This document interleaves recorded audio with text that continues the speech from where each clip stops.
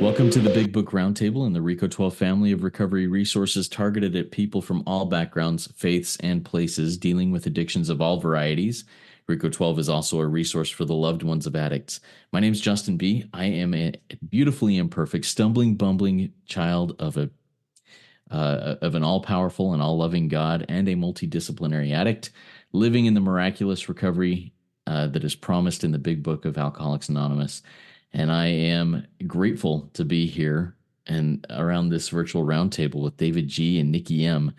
I'd like to take just a second here and allow them to introduce themselves. Let's start with Nikki on this one. Nikki, come on in. Tell us a little bit about what's going on. It's good to be back together as this family here after a little while apart. Oh, hi, Justin B. and hi, David G. I'm just so grateful. I'm Nikki M. and talk about a miracle. I was away for a month and it's not a vacation, as I was just telling, my family here, my chosen family at this virtual roundtable. I go to stay in Luxembourg and it's a whole new, not only country, language, experience. And so I'm just living on page 133, as I was reminded. It's just an opportunity for me to get to practice these principles, because when things are going good, I'm not really practicing them. I'm just enjoying life. And so it's in those moments that I need to reach for this program. And then I come home and my God's so powerful. I'm at the table with you guys to get circled right back into what I like to call the word. Thank you. Thank you, Nikki. Glad to have you back. David, take a second and introduce yourself, please. Yeah, absolutely. Thank you for your service as always, Justin. Good to see you as well, Nikki. I'm David G. I'm an alcoholic addict of many sorts from Oklahoma. Only by the grace of a kind and loving God that revealed himself to me through the 12 steps of Alcoholics Anonymous, as outlined in the book Alcoholics Anonymous, that I've been in the room close to 30 years. I've got a lot going on in life, like with everybody. Things are good. They're very good. I've taken some time to come back through the work, clean up some of the things that have seeped into my spirit. Those things are beginning to be replaced by the light. It's good. It's very good. Good to be here. It's good to have you here, David and Nikki. Just as was mentioned, it's good to be back around this table with my family here. We're going to pick up where we left off here in the Big Book of Alcoholics Anonymous, 4th edition. Last time we were together in the last meeting we recorded, we just finished up talking about Jim and his story. And real quick, Jim is the guy who mixed whiskey in his milk. That's the very short part of that story, but we went deep into it last time. Today we're going to pick up on page 37, starting with the second full paragraph on page 37, and we're going to read through page 39. We're going to discuss. We're going to do some question and answer as we snorkel through the big book here. All right, I'm going to pick up the reading here on page 37. You may think this an extreme case.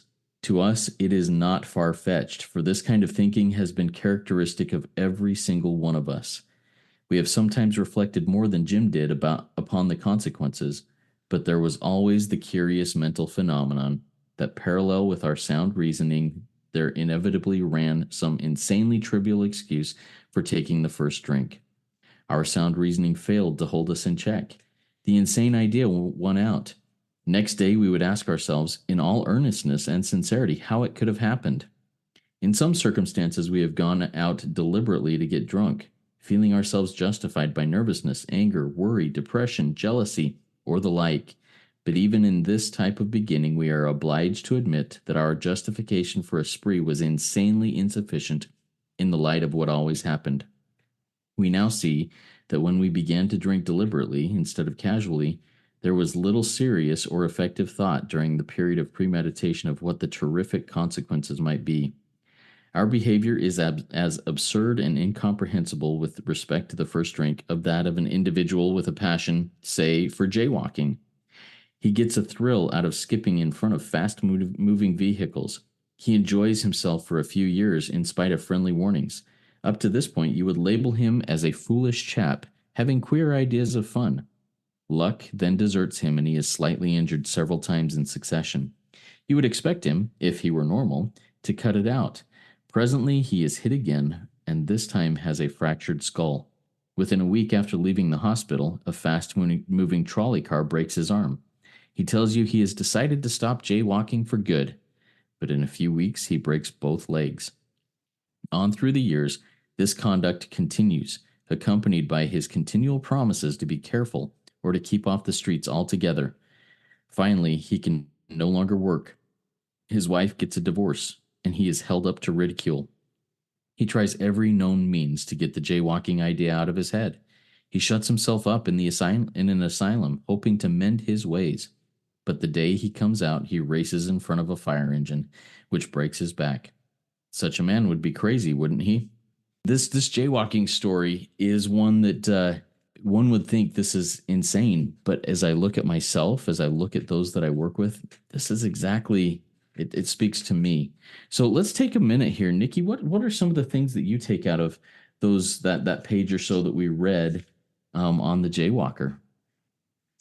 Well, thank you, Justin. And you're right. It is a lot to read. I mean, the big book, it's like I'm a beginner right now at the table. So thank you for reading. And it's a whole lot, but this is me. I mean, I am the Jaywalker. Okay. That's what I have, old me. But when it says here, for this kind of thinking, it's like, we're talking about these extreme cases. It was, Fred and Jim and all these extreme cases we're talking about, but it's all in our thinking at the top of the page, the foolish ideas. And I love where it says like a trivial excuse, because I'm a liar. I was just doing a step 1 with someone today, and we were talking in the doctor's opinion. I can't differentiate the true from the false. And this is all sober. This is all sober, because a lot of the people I take through have been sober for many years, and they're dying on their thinking, and they're dying on all the acting out habits and the sound reasoning. That's my delusion, the lie. And I love it in all sincerity, because my liar is always going to win. I can't differentiate the true from the false. I'm driven, and we'll read it, in a couple, in the next chapter, about 400 forms of madness. I can't get through this. And I'm always justifying. I'm always rationalizing. I go out deliberately. I hit send on that email deliberately. I just did that when I came home. I'm in this thing with my neighbors. They're doing a renovation. Oh, and everything I know went out the window. I justified, rationalized, and my behavior is absurd. The email was incomprehensible, and I'm justifying it all. So I'm doing this right now, and it's so, because the disease is so cunning and baffling, right? So the Jaywalker, and I love this page 38. It's just all talking, that top paragraph, of the grip of a progressive illness. For a few years, I'm having fun in this behavior I'm doing. It's what happens in your 20s. Well, it doesn't look pretty when you're 47, Nikki, acting like a lunatic child on a dirty diaper on the mall floor, crying because he's leaving you. It's nuts, right? So throughout the years, this conduct continues. My grip of the progressive illness, continual promises, lies, and ideas out of my head. It's all, I'm beyond human aid. And that's what this is all talking. I'm trying to get these ideas out of my head. I'm going to the asylum. I'm going, what does it look like in sex and love addiction? It's like, well, now I'm destroying, not just jaywalking and getting in front of things to kill myself. I'm doing it at work and hurting others. I mean, it gets crazy. And the insanity is over and over again. It's not ridiculous, because I love where they use the words. This is alcoholism. We read it's cunning, baffling, all powerful. Like David will tell you his most absurd behavior sober. And that's why I love his story. And you, Justin, you've never even had a drink. I'm at the perfect table. I need this today. I need to be reminded that, I'm exactly where I need to be, because if alcoholism is substituted for jaywalking and I suffer the disease of alcoholism, it fits me exactly. And so, that's just the overview. And I'm living like that right now. If I'm honest with my thinking, my thinking, this is all in my thought life. So I need to get more rigorous.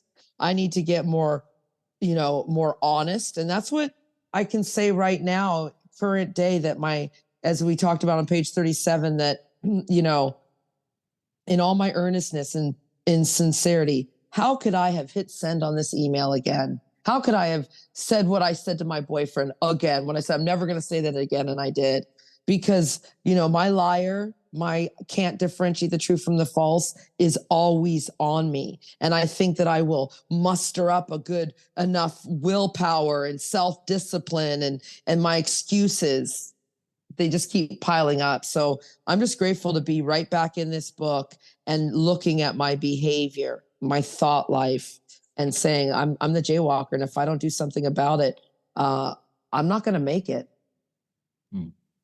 Thank you, Nikki. Good insights. And thanks for sharing your personal experience on that. David, talk to us a little bit about what you get out of what we've read over on those pages. Yeah, absolutely, Dustin. Thank you. Thank you again, brother, for your service. I'm David. I'm a recovered Jaywalker, and middle of 37 here, gosh, this is me sober. Take the drunkenness out of it, and me sober, untreated, without a spiritual awakening from self. This is going to describe me exactly. People always look at this like when they're drunk, when they're lusting, whenever they're acting out, when they're doing whatever it is they're doing, gambling. Look at it when you're not doing any of those things. Some of us have gone out deliberately to get drunk. Keyword, feeling ourselves justified by nervous anger. See, it doesn't say feeling ourselves justified by lust or gambling or booze or sex or love addiction. No, the soldiers of self here, justified by nervousness, anger, worry, depression, jealousy. See, I feel all those things first. Then I take action based on those thoughts. That creates a reality, and the word is drunk, whatever the hell it is that we do. So even in this type of beginning, we're obliged to admit our justification for a screen. See, I justify having these feelings. Hell, I don't even know why they're coming at me. I just know I have them. And the only way I know to react to them is the way I've always reacted to them. And that's not good at all. It always turns out the same. It just shows up in different form before it begins. We now see that when we begin to drink deliberately instead of casually, or gamble or whatever it is, there was little serious or effective, here's the key word, thought during the premeditation of what terrific consequences might be. Hell, I don't even care. At that point, I'm in a place to where I have actually told myself, I know exactly what's going to happen to me after this spree, and I go ahead and do it anyway, because I am so overwhelmed. I'm so overtaken by lust or alcohol or whatever it is that I have to do that. So I love the bottom paragraph. It says, it doesn't say our drunkenness. It doesn't say our acting out. It says our behavior. We can't say this enough. What you're dealing with here, and what I'm dealing with here, is not that we have to recover from the lust and the sex and the drugs and the booze. We have to recover from the shit that makes us do all that stuff. And my behavior is very much connected with those thoughts of anger and nervousness and worry and depression and jealousy and all that stuff. So he uses the illustration of a jaywalker who gets a thrill out of skipping in front of fast moving vehicles, enjoys himself, for a few years. And like Nikki said, hell, that's easier to do whenever you're young instead of when you're older. Trust me, I know now. Having queer ideas of fun. I've had guys tell me, I don't like that word in the Big Book. I don't want to read that at all. Well, if you look up what that word means, it just means strange or odd. We're not talking about your damn behavior here of that word. We're talking about what leads you to that behavior, because the very next word after that says ideas. And that's what we're looking for here. If I can't recover from these ideas, then my behavior is always going to be strange and odd. And that's all that word queer means. So luck then deserts him, slightly injured. Yeah, we get beat up pretty hard in here, even sober without a spiritual experience. So presently he's hit again. He's got a fractured skull. Yeah, that's exactly what happened to me over and over and over. I just keep walking back into the bar. I keep walking back in to the massage parlor, thinking this time it's going to be different. It's not going to hurt me. I got a different plan now. And then I'll come out of there all broken and beaten and depressed. And so I decided to stop for good, just like he does here. Within a few weeks, I break both legs. So, but look what he says, on through the years, this conduct continues. And in my book, it says even sober. Sober is not well. Sober is not good. If you didn't hear Dennis T, his guy sponsored from Alaska, on this past Friday, you should pick that up and listen to that. That's man, what a powerful talk. And it's absolutely the truth. But here's my deal. I promise to keep off the streets. I promise I'm going to be good. And I have every intention of doing that. I just don't know that self is not going to let me do that. Finally, it can no longer work. Wife gets a divorce. I mean, hell, these are the rewards of untreated alcoholism, sex addiction, love addiction, whatever it is. He tries every known means to get the jaywalking, keyword here, idea out of his head. We run, we hide, we shut ourselves up in hospitals, we meeting. Take that word asylum and replace it with anything. I got meeting written, but because that's what I do. I have that in meetings, and I want to tell you how wonderful things are in my life, and hell, I'm dying over here. I can't get honest from the podium because self is telling me where they're going to think of you now, David. You've been around for a long time. You've been talking and preaching this book for a long time. They're going to see you sick. So I shut myself up in meetings, and I hope to mend my ways. But I come out, I relapse again. And that's my experience. I mean, that has happened to me over and over and over until I went through this process in 2019 and had a life-changing experience. And I'll tell you, I've had some stumbles along the way. I'm not going to sit up here and try to tell you, some of the people that I partnered with in those behaviors will try to tell you they're still sober today, but they're not. Trust me. And it doesn't mean that we're going to be perfect, but I can tell you what, I've damn sure got a better life than I ever had. And I've been going through this book for 25 years consistently with some of the best men that knew it and didn't have a clue what it was trying to tell me. But I finally, I seen what the problem was. I kept trying to get sober. I kept trying to get sexually sober. And I'd get resistance in between the disease for a little while, but it'd always come back. What I didn't understand is what we've read here today. It's the ideas, it's the thoughts, it's the beliefs, it's the concepts, it's the behaviors. These are the things that are beating us. And until we recover from that, you can put resistance through it all you want. But the day will come, you will race out in front of a fire engine just like I did and break your back. So I'm glad to be here. Thanks, Justin. Thank you, David.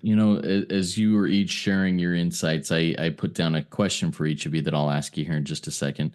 But I really appreciate seeing, once again, we sit around this round table and get to see lots of different perspectives and different angles at the same story. And it really opens my eyes and my mind. Thank you.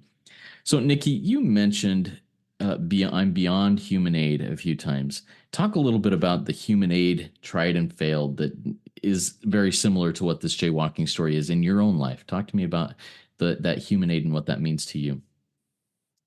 Well, it's what David talked about, like put anything above asylum. You shut yourself off in an asylum. Okay, so me, they're not going to have problems here in Toronto. Or how about I got it all. I'm going to Luxembourg, okay, and there's not going to be a problem. I've got this great young man. As his birthday turned 38. Everybody, I'm almost 51. It's like this dream life God handed me, and this, and it's going to be different. No, it's not, because it's my thinking has remained the same. And especially these geographical locations, it's like when I go there, it's like, oh, I'm going to do things different, or no, I need to do the same exact thing. I need to do my prayers exactly the same way. I did start inviting him in, but what's beyond human aid for you out there? Well, it's going to be different when I get my ducks lined up and I get the husband and I get the job, and when all my the T's are crossed, or when, I start sponsoring, or whatever it may be, whatever you think, when I lose those 50 pounds, it's going to be different. It's not going to be different because it's so deep in your mind. And the other thing is, I only get a daily reprieve. See, I forget that because I am here a while, and I love, as you said, being at this table because you get different perspectives, and it always hits me when David talks about his story, because you can be in here a long, long time and still be dying. The difference is I'm not afraid to say it, though. For me, I'm not. I think that's why people like me, Noodle Nikki, because I'm here to say I do make mistakes, and the book says it.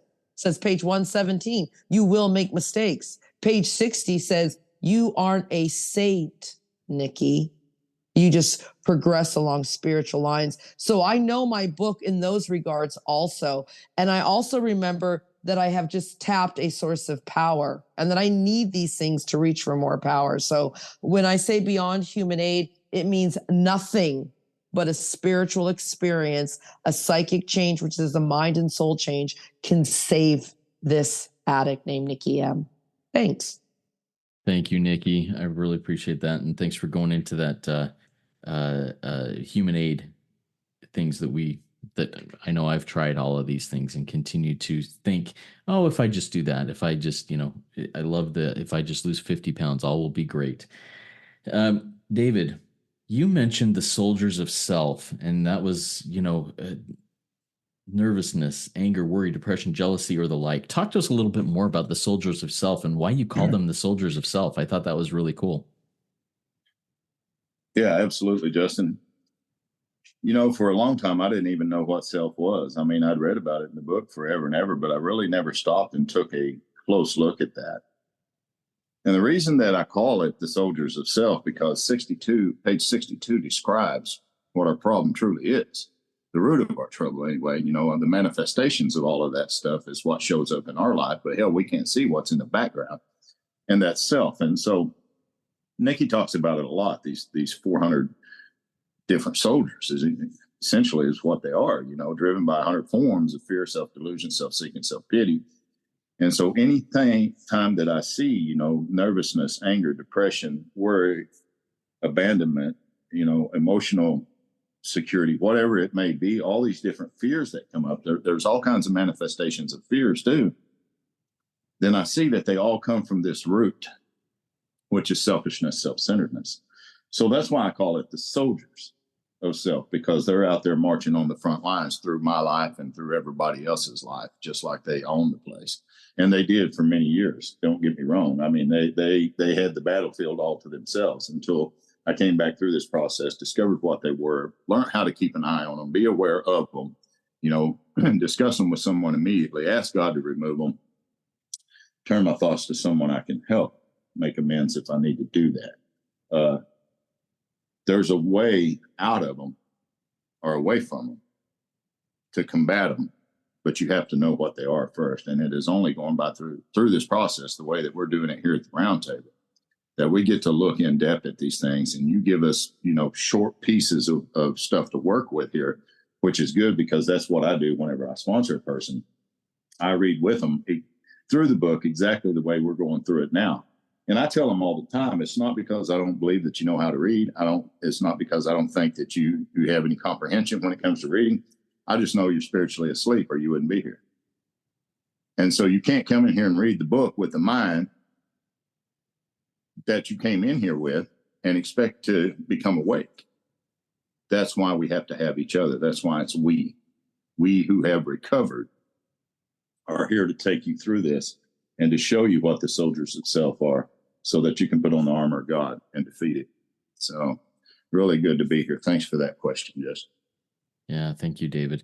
Man, good stuff. And we're going to get into takeaways here in just a minute, but I just want to reiterate how grateful I am to be back around this round table with you two, and with those out there listening. It's a fantastic place to be, to sit around this table and gain more light. Comes in through 3 windows that we've got here than through 1. And I just love the additional light that comes through.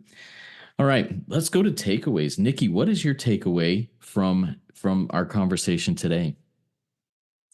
Well, David really said it loud: when everyone is spiritually asleep. Isn't that what the Jaywalker is representing? We're just asleep, dead asleep. I always refer to the Walking Dead. I get my fantasy addiction on, and I was deep in there for a while. But, it's on page 38 when it says, on through the years, this conduct continues. So I'm in this grip of a progressive illness, and it's accompanied by continual promises. And as I think about it, if I'm dead asleep, these continual promises, even the real ones that God will do for me, they're there for my taking, but I have to do this work every day. And this is a whole new experience. And I think, Justin, that's why you and I are so excited always to be back here, because this is a new experience for us, line by line through the book, doing this with David G. So I'm waking up. I've been here 25 minutes right now, and I'm already getting awake. So thank you for waking me up, guys. Thanks, Nikki. All right, David, how about a takeaway for you from our conversation today? Yeah, absolutely, Justin. I like to look at our national anthem in this story. And it goes like this. He tells you he has decided to stop jaywalking. for good. Isn't that what we do? Really, there's only one question that I see out of all of this. Can I see the truth about alcohol, lust, drugs, and even more important, self, or can I not? If the answer is yes, then I'm sane. If the answer is no, then I'm insane. This man represents the insanity that goes on with us when we're spiritually asleep to self. That's my takeaway today. Thanks. Thank you, David. And my takeaway is one that this imagery and my way of life through most of my life really hits me hard as I think about this story, the Jaywalker. In my my amateur athletic career, I played all sports anytime, anywhere. I love sports. I love playing it. But I had a motto that if I made the play, it didn't matter if I got injured. I would go all out. And if I was safe at home, even if I broke my ankle, it was worth it. And I see this in my own life with addiction too. Hey, I'm out there trying to dodge all these cars, and if I get hit, if I get injured, if I'm alive, I guess it was worth it. But that's insane. It's insane. And I'm just realizing just how insane my run through the wall attitude in so many other areas of my life is, not just in athletics. But hey, if I cause damage and destruction, as long as I was safe on the play, as long as I made the play, all the collateral damage was worth it. And that's just insane. So I'm grateful for having these additional insights and these memories come up. Everybody out there, if you would like to learn a little bit about what David and Nikki are doing in their recovery work and what's going on, you can check out the show notes. The resources that were brought up in here will also be in the show notes of the podcast. And we're just grateful to be able to put this service out there and learn for ourselves, really. If it's only us that gain from this, that's great. But if there's others out there that are benefiting from it too, that's amazing. All right. Well, we're going to start wrapping up now. Thank you all for being here. We are grateful for the opportunity to share our experience, strength, and hope in this. We will continue in our next episode on with the next story. But in the meantime, keep coming back. And when you do, sit all the way down, come all the way in. Work it. You are worth it.